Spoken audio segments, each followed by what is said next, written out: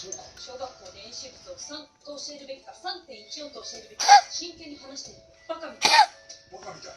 演習物は3でも3.14でもない。パイよ。はい。結婚はまだまだ。はい。